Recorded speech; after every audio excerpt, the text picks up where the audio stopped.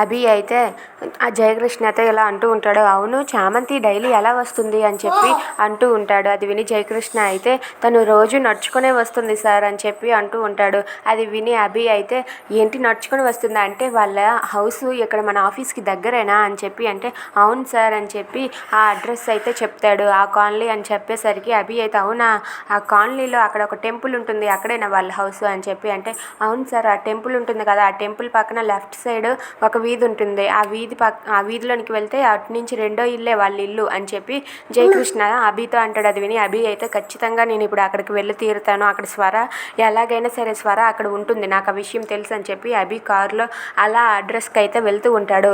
అభి అలా వెళ్తూ ఉండగా ఎలాగైనా సరే ఇప్పుడు స్వరాన్ని కలిసి స్వరాకి గట్టిగా వార్నింగ్ ఇస్తాను అని చెప్పి అనుకుంటూ ఉంటాడు. ఇక అభి అన్నట్లుగానే అక్కడికైతే వెళ్తాడు.